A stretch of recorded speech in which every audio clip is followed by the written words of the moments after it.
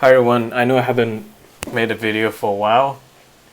Well, because we've been doing pretty well, right? If you look at my previous video, we were going long on Tesla and we were going short on Canada Goose, and both trades have made us tremendous amount of profit. And today I just want to point out something that's very important and I think is worth making a video about. I don't like making video unless something that's very important comes up. I'd like to point out so that I get a credit for mentioning it, right? So let's take a look. This channel, I don't promote it. I don't really try to do anything with it. I'm just, if you discover it, that's great. If you don't, I don't care. I'm just using this as a record for some of my very important excuse me, my very important analysis. So, first of all, I'd like to give my perspective on coronavirus. I think that thing just completely overblown. The financial market drops significantly. It's because the virus is a catalyst. The news is a catalyst, but the virus itself is not as bad as the news portrays, right? It's just really. It's not even close to the SARS or swine flu or any of these. It's kind of a. It's not that big of a harm to the economy, to be honest. Even in the short term, and the reason the market drops because of the market was going vertical, and coronavirus is a catalyst for a immediate deleveraging on the market, right? So we're looking at Nasdaq.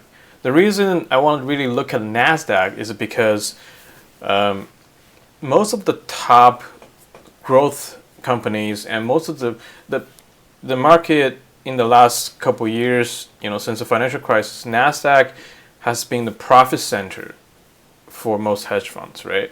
For not just hedge funds, for even regular investors. If you invest in the Nasdaq index, you would have outperformed the S&P. If you invest in large cap technology company like Apple, Microsoft, FANG stocks, you would have outperformed the S&P. So Nasdaq index I would argue is actually more important than S&P in this bull market because it is where people make a lot of money. It is the engine of the economy in this cycle, in this market cycle. It's very different from 2007, 2008. The largest company in the world are not tech companies, right? Back in 2007, 2008, it was actually ExxonMobil was the largest company. A lot of banks are the largest company back in 2007, 2008. If you go back to look at history. So anyway, Nasdaq is something I'm looking at because this chart actually reflects the overall market better than the S&P, in my opinion. That is. So in the past, that's not usually the case. Nasdaq is considered to be a niche, kind of a niche exchange back in the 80s. So back in the 80s, the Dow Jones, the S&P are probably more important. That's why I'm looking at the Dow Jones. I'm comparing the Nasdaq with the Dow Jones pattern, okay? And what I have to point out is something I already pointed out back in 2018, is that this market is actually moving very similarly to what the market was behaving in 1987, before 1987. Let me show you what I mean. Let me load up the 1987 chart here. So I like to point out, so let me put this into the weekly. Actually, daily is fine. So I want to point out a certain thing here. Let me put this in log chart so that you can see this better. I like to use log chart because log chart is actually what people are experiencing in the market, because you don't really make money based on the points. You make money based on the percentage gains, right? So let's take a look at this. 9087. Do you see this consolidation area? This is a 2016. This is 9086. You can see that this is like eerily very. This is I pointed out in the previous video back in 2018. I already noticed it way back in 2017 that this consolidation area is so similar to 9087. It's a very nice base for a major up move, and I did really we did able to capture this move, and unfortunately we had to sell around this area to cut some of our losses, not cut our losses, but to maintain our profit. And we did not really participate in this area that well, to be honest. Our fund didn't really participate that well in the recent market decline. We bought Tesla, we bought, we sold Canada Goose, but we did not really participate in an index, in the move of the index, right? We were doing some stock picking. We couldn't predict this part because this move was so drastic, and it's kind of different from this area. But now we look at this, it seems to be, this is the first consolidation region. Let me just draw this out. So you can see that this region is the first consolidation region over a base, like a long-term base from 2009, and this is 1986. You can see that they had a long-term base before 1986, and they had a run up just like us, and they had this region as well, almost identical here. And then they had another run up to the second level, and they consolidated here. So we can really just look at this. It's not hard to see, right? We ran to the second level, we consolidated here in 2018, 2019, and eventually we consolidated further and broke through, right? Eventually they consolidated further and broke through. Okay, now we're getting something interesting. Today is Tuesday, March 10th, and now we have a sudden decline from the top without any consolidation, right? It's a sudden reversal of deleveraging that we know that here, the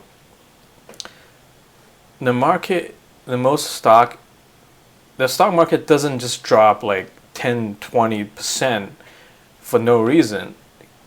This drop, it reflects that a lot of the holders, like the shares, are being actually distributed to weak hands, right?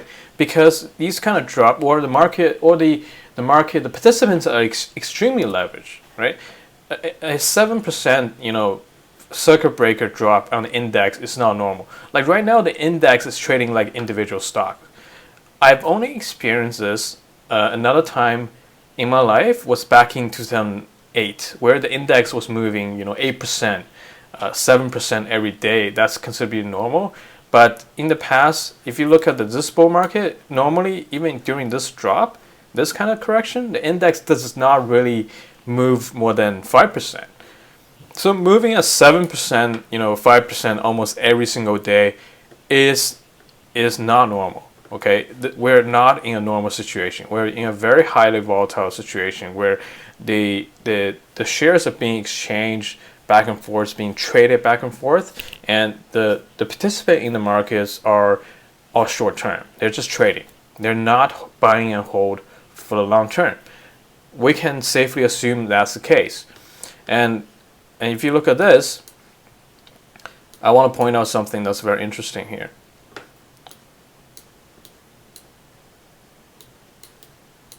And you can see that here.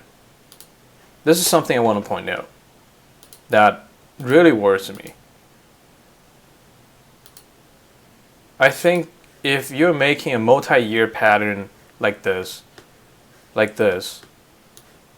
is the chance of this is a coincidence.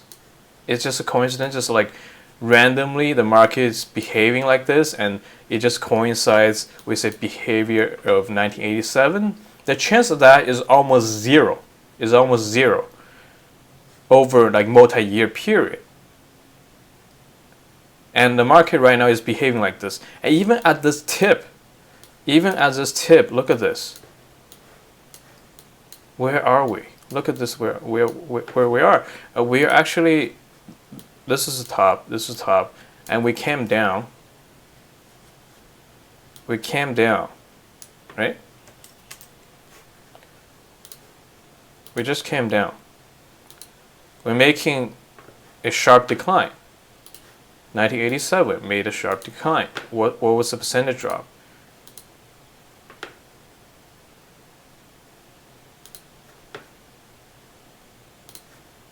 So this was 16%, quite sharp, and this was 10%. So it's much lower. But if you look at the magnitudes, it drops to the level slightly kind of above this support level, right? This consolidation level. We're dropping the level above this consolidation level. It's not exactly the same. Again, like the history doesn't repeat exactly, but you can see the market pattern. And now it dips. It kind of ran back again. Last Monday, and then it dropped again, where we actually hit the first circuit breaker, right? Yesterday. And so is this. It came up again, then dropped again, hit a circuit break. I didn't hit a circuit breaker, right? I mean, this drop, 1987 is much less than hours. This is like a 10%. This is 6%. Doesn't matter. I mean, look at the pattern here. It doesn't take a genius to see these two are similar, right? Okay. Now what? Now we have a bounce today from this lower low. We have a bounce today from lower low. Back in 1987, we also had a bounce. A very strong bounce as well, right?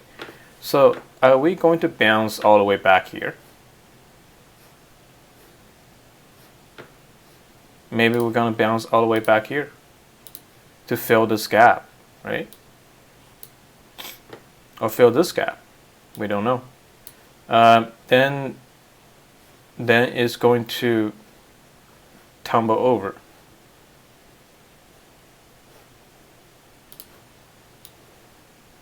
Again, and making a very quick top. If we think about our market structure right now, is that even possible to have these kind of move? A quick major down move to, like 30% drop. I think this is a precursor. It's possible. It's already showing us it's very possible for this market to drop like 7% a day. And I think it's absolutely, possible in the market structure wise, in terms of economy, in terms of how the market structure, how the participant structure, it's possible for us to drop way back down. And one of the reasons is that I know a lot of people, like there's so much money is in the index tracking fund, right? Right now, this drop has spooked a lot of retail investors, a lot of large mutual funds. And once we go back there, they're probably going to start to liquidate. They're probably going to start to protect themselves. I'm talking about like maybe good mutual funds, right? But then the retails, especially a lot of millennials, are holding stuff like index tracking funds, right? A lot of them are in these kind of a robo-advisor. And robo-advisor are essentially, they're not robo-advisors. Most robo-advisor services are actually just funneling your money into an index fund. And these index funds, and I think just so much money being invested in an index fund, and once the market start turning and people start withdrawing the index fund, start starting index fund, it's just going to make the index itself very volatile, like we've seen so far. And I think this could be a very high possibility in the next, in April, actually. This is going to happen in April. This happened in October, 1929 happened in October, but anything could happen in the market at any time. I think it could be possible that, the market crashes in April. It's the first in history. I don't think we have any major crash in April in the history of the stock market, but this could happen, right? This could happen. You have to be aware. And I would definitely, liquidate my position, protect myself. I mean, don't short the market if you don't believe this. It could be well possible that it doesn't happen, right? But it's a prudent that you should at least sell, some of your stuff and stay in cash if it bounces back to this level. I don't think any of my viewers bought at the top. I'm pretty sure if the market bounces back to this level, you're going to be profitable anyway. So liquidate your holdings. I think that's a very prudent thing to do, just to be safe. Okay, because the upside, what's the upside? Upside is going to like 10,000 maybe, but your downside is this. Your downside is like 5,000, 57,000. So you have like a 40% downside. Yeah, so that's what I want to say in this video. Hopefully, if you watch it, you understand what I'm talking about. You have a really high downsides. You have a very limited upsides right now. So the risk is really asymmetrical to the downside, which means you should protect yourself whenever the market comes back, right? And that's what I want to say. Hopefully, I'm not that wrong. Hopefully that you can stay protected and thank me later, right? Okay, thank you.